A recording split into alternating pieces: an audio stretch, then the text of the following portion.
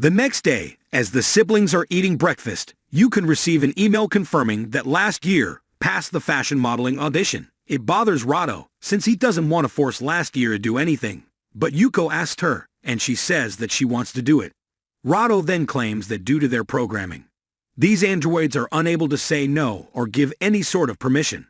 Last year laughs at the sibling squabbling, which Rado finds surprising, because he is rarely react in this manner at school. Or Rado tells to his friends about last year, and that she passed a modeling audition.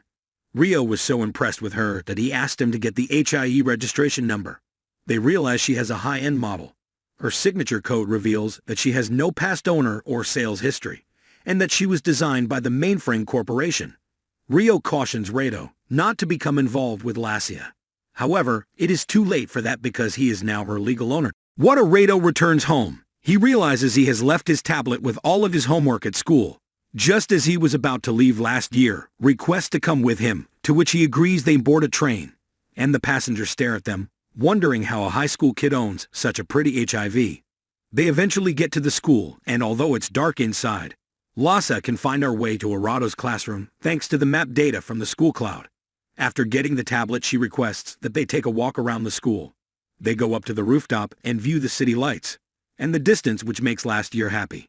Even though he's a student in that school, Arado has never been to the rooftop to enjoy the scenery, and he thanks last year for giving him this moment. The next day, Arado and last year eventually meet us in a Kisaragi, a representative of Fabian Media Group, for her modeling job. Asuna explains that last year will target young ladies in their 20s and high school students.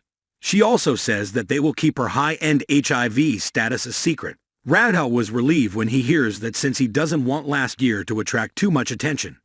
Later, as she models on the street with drone cameras, following her Lhassa's beauty attracts everyone's attention. As she continues to model in the streets, more and more people get captivated with her looks and begin to photograph her. Later last year is surrounded by a large crowd, and she appears to be enjoying herself.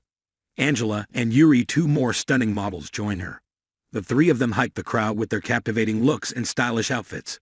At the end of the modeling parade, the people follow a model to the Fabian store like they are hypnotized to do so. Asuna says the HIE are using what is called an analog hack. It's an HIV ability that allows them to exploit security flaws in people's subconscious minds and persuade them into doing what they desire. All of those people begin to form a line with the things they wish to purchase.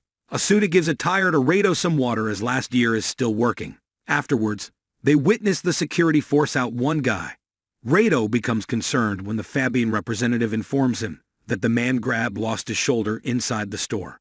It is the disadvantage of analog hacking, because they only view the HIV models as objects. Some users end up disrespecting them.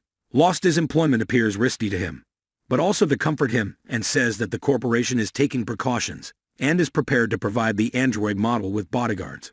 Later that night, when Rado and Lhasa walk home, she tells him that she will not require bodyguards. She says that she likes working there, and she is unconcerned about her safety. Suddenly, they see a crowd of people in front of them, and there's an ambulance too. According to one observer, another HIE has been destroyed. This type of situation is getting more common these days. Last year uses her cloud searching abilities to alert a router that 3 males in a truck attempted to abduct a female HIE, and the owner was hurt while attempting to defend her. They witnessed a man fighting with HPE police officer. The police android then uses the analog hack to fool him into believing she is human, causing him to treat her differently. Lhasa notices this and knows that once the guy is free of the analog hack's effect, he will realize this and get angry. She is concerned that she may have created enemies as a result of the analog hack during her modeling. The next morning, Arado wakes up alone with his breakfast already prepared. Yuka runs in a panic, just as he wonders where his sister and last year are. She tells him that last year has been kidnapped with a model, if left at home, or Rado worries that last year won't be able to protect herself. Rado doesn't waste any time and immediately calls the police. However, because last year is HI, the police consider it only a theft and tell him to just file an incident report. Recognizing that he cannot rely on the authorities, he decides to go on his own to search for her. He puts a gadget on his eyes and contacts his friends, who tell him to let last year go since pursuing the kidnapper might be dangerous. But Irada was determined to get last year back. He considers her to be a member of his family, leaving his friends with no option but to assist. Kingo follows Lossie, a signature code. and determines their location. Rado takes a cab to the spot with his friend, instructing him can go, discovers that the abductor is transporting Lhasa to a remote location, and they attempt to persuade him to contact the cops again as the situation becomes more dangerous. But Rado insists on calling them only after he has heard. Rio then asks where Lasa's monolith is. Rado says it is in their living room, but when he checks their security video, he discovers that it's already gone. Rio suspects last year and asks Rado whether his HIV is a net box, a technological miracle produced by a highly sophisticated AI system. Rado is still in denial, so he points out that they are tracing the kidnapper so easily that it appears someone is leading them, implying that Lassie is doing it. It turns out Rio is the son of Mainframe's founder. He informs Rado that the explosion of their research center occurred on the same time as when he discovered last year, but it appears that hearing all of this doesn't matter to him. All he cares about is finding Lhasa and safely returning her home, apparently lost. His kidnapper is an obsessive fan from the modeling stunt. He placed the unconscious last year in a bag before fleeing in a white van that drives itself. When Rado catches up with them, the van takes a sharp turn and she falls out.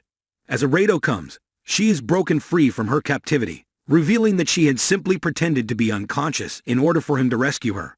Unfortunately, the obsessed fan refuses to give her up, so Rado attacks him and hits him repeatedly.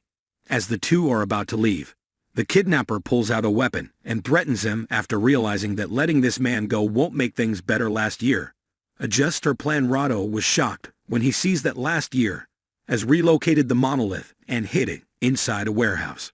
She had every intention of letting Rado handle the problem at first, but the kidnapper won't leave them alone, so she chooses to eliminate him.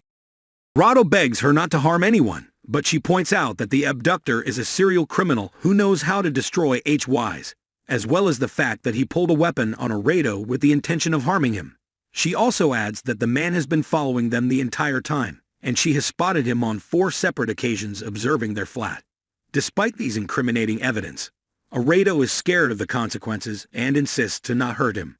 Lhasa, on the other hand, is determined and is simply waiting for his permission. He continues to refuse, and while they are occupied with their opposing decisions, a projectile suddenly launches towards Rado. However, Lawsuit quickly runs in front of Rado, blocking the projectile with her monolith. Coca, his younger sister, is revealed to be the attacker. She is disgusted by Rado's weakness, and she wants to kill him since he is unsuitable to be the owner of her sister. Despite their argument, Lhasa is willing to go to any lengths to protect Rado, even if she is clearly at a disadvantage in their fight because of him. Coca tells Rado that last year his powers are being limited by such a useless owner, but he gets back on her feet and insists that no matter what she says, she still believes in Rado. Encouraged by Lasa's words, he orders her to fight beside him. This immediately unlocks his weapon, allowing her to fully utilize her abilities. As Coca prepares to strike, last year triggers the metamaterial barrier, generating a powerful shield field. Coca is shocked after witnessing such a powerful ability for the first time. She changes her monolith to mass propellant mode and tells Rado to hide behind her to avoid the blast, but Coca produces a dark smoke and vanishes. Thank you for watching. Like and subscribe for more videos like this.